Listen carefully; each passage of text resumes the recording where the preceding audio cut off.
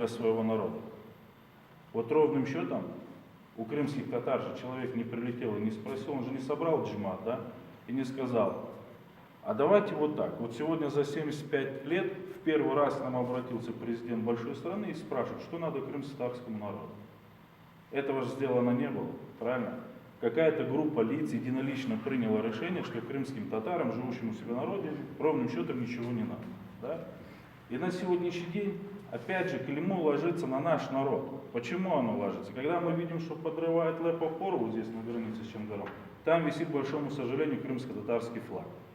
А мы не подумали в этот момент, что другие национальности думают. У кого-то может быть ребенок под искусственным дыханием там, в больнице, да? Кто-то в реанимации.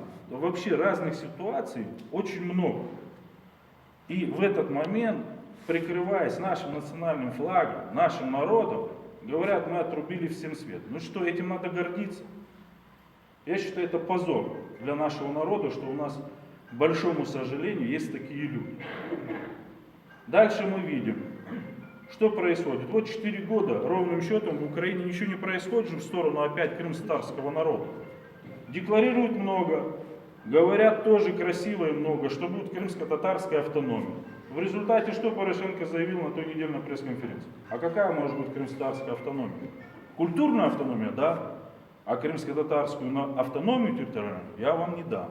То есть опять же, вот я к чему говорю, да, что 25 лет наш народ всегда использовали в каких-то политических инструментах.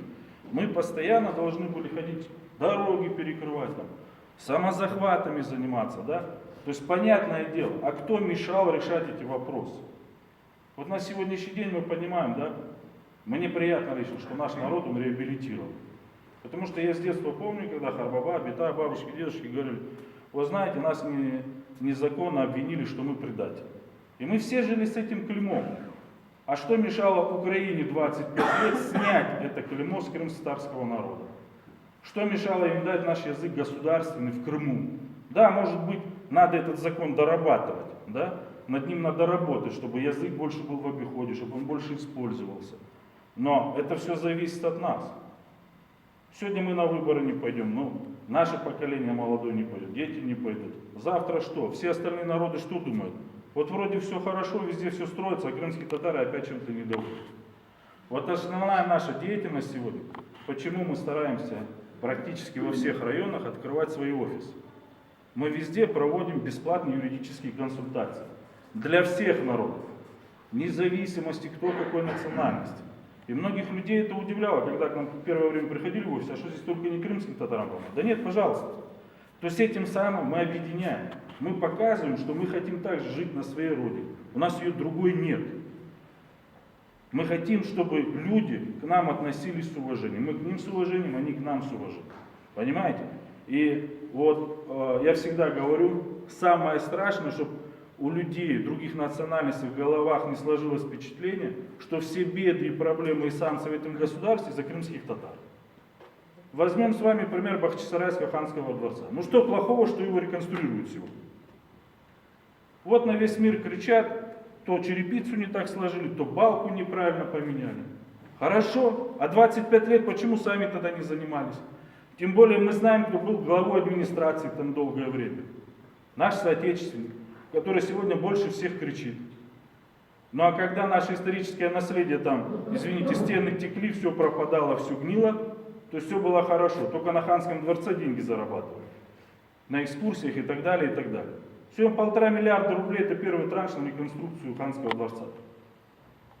И как мы, крымские татары, когда сегодня наш язык есть, в честь нашего героя Алимия Абдунана названа самая большая и красивая школа.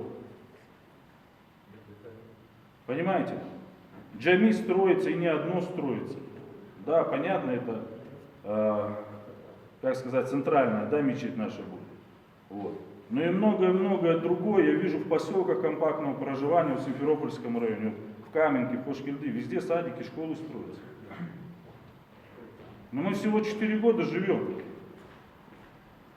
И раз мы уже стали гражданами этого государства, наша прямая обязанность ради нас, ради будущего наших детей, нашей культуры, мы должны все принимать участие в выборах. У каждого свое право, кто за кого голосует.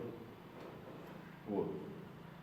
Наше мнение, что сегодня самый достойный кандидат, которых мы видим, это Владимир Владимирович Путин. Это тот человек, когда стал президентом, первое, что он сделал, он остановил войну в Чечне. Тоже мусульмане, тоже наши братья, тоже гибли. Сегодня мы видим, как развивается Татарстан. Мы видим, что сегодня в Дагестане наводится порядок, хотя там все руководители были сами этнические дагестанцы. У своих же соотечественников миллиардные деньги воровали. Видят, обращают внимание. Да, страна большая, понятное дело. Но во всяком случае, у государства основная цель и задача, которую ставит всем президент, это межнациональное согласие. Что все люди жили и понимали, что они неотъемлемая часть этого государства. Сау, спасибо большое.